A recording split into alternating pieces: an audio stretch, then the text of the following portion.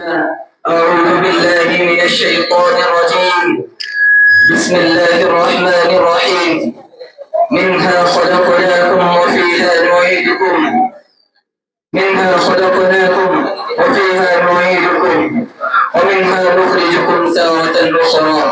وقال رسول الله صلى الله عليه وسلم: ما أطيب من بلد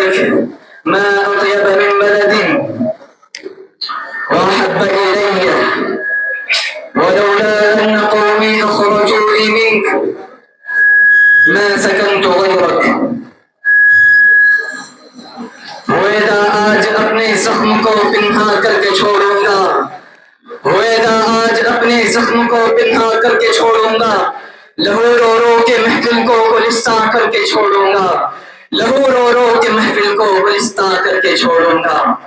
معزز سامعین کرام، صدر جلسہ، حاضرین مجلس، ہمارا وطن عزیز ملک ہندوستان جس کی محبت ہمارے دلوں میں پیوست ہے، جس کے ذرے ذرے سے ہمیں پیار ہے، حدیث کی حیثیت سے مشہور ایک جملہ ہے: حب الوطن من الایمان، ایمان کا جز حب وطن ہے، خواہ حدیث نبویہ ہو یا نہ ہو، لیکن یہ ایک چیز کا اظہار کرتا ہے، یہ انسانی جذبے کو ظاہر کرتا ہے کہ انسان کے اندر وطن کی محبت ہوتی ہے، کہ اس کے دل و دماغ میں ایک وطن کی محبت ہوا کرتی ہے۔ آپ صلی اللہ علیہ وسلم کو بھی اپنے وطن سے محبت تھی کہ وہ جب مکہ مکرمہ سے ہجرت کر کے مدینے کی طرف رواں ہو رہے تھے تو وہ ایک ایسے ٹیلے پر کھڑے ہوئے جہاں سے مکہ مکرمہ صاف نظر آتا تھا، اور آپ کے زبان پر یہ کلمات جاری تھے: ما اطیب من بلد واحب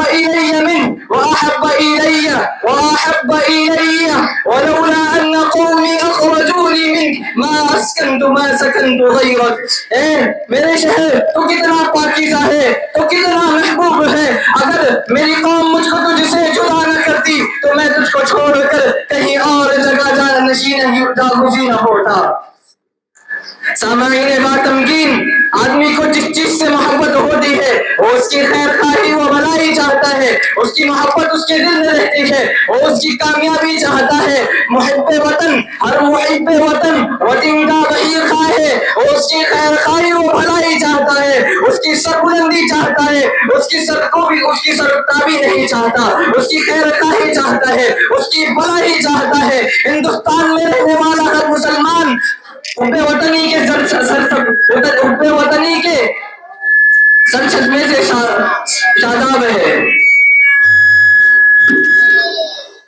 انہوں نے ہندوستان کے لیے وہی خواب دیکھے جو اپنے وطن، ہندوستان کے لیے وہی خواب دیکھے، ہم نے ہندوستان کے لیے وہی خواب دیکھے جو ہمارے آباء و اجداد نے خواب دیکھے تھے۔ ہم نے ہندوستان کی آزادی کے لیے وہی کردار ادا کرنا ہے، وہی کردار ادا کیا ہے جو ہمارے آباء و اجداد نے کردار ادا کیا ہے۔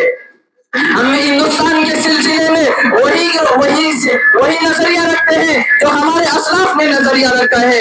ہمارا وہ نظریہ کیا ہے؟ اگر ہندوستان میں امن و امان، چین و اطمینان ہوگا تو ہمارے خوابوں والا ہندوستان ہوگا۔ اگر ہندوستان کے اندر شراب نوشی پر پابندی لگا دی جائے گی، قمار بازی پر پابندی لگا دی جائے گی، اگر ہندوستان کے اندر بے حیائی ختم کر دی جائے گی تو یہ ہمارے خوابوں کا ہندوستان ہوگا۔ اگر ہندوستان کا نوجوان مغربی تہذیب کا دل دادا نہ ہوگا تو ہمارے خوابوں کا ہندوستان ہوگا۔ اگر ہندوستان کی عورتوں کی عزتیں پامال نہ ہوں گی تو ہمارے خوابوں کا ہندوستان ہوگا۔ اگر مشرقی تہذیب پر عمل کر کے ہماری عورتیں اپنے آپ کو زیب و زینت میں نہ ڈالیں گی تو ہمارے خوابوں کا ہندوستان ہوگا۔ اگر ہندوستان میں امن و سکون سلامتی رہے گی تو ہمارے خوابوں کا ہندوستان ہوگا۔ مگر افسوس، سر افسوس، آج وہ تمام چیزوں سے ہندوستان میں دوری ہے۔ آج مسلمانوں کو ستایا جا رہا ہے، کھل کر سڑکوں پر نماز نہ پڑھنے دی جا رہی ہے۔ یہ کون سا ہندوستان ہے؟ یہ وہ ہندوستان نہیں جس کے لیے جمہوریت قائم کی گئی تھی، یہ وہ ہندوستان نہیں جس کے لیے آئین بنایا گیا تھا، یہ وہ ہندوستان نہیں جس کے لیے ہمارے علماء صلحاء نے قربانیاں پیش کی تھی۔ یہ وہ ہندوستان نہیں ہے، یہ وہ ہندوستان نہیں ہے۔ کہاں گیا وہ ہندوستان؟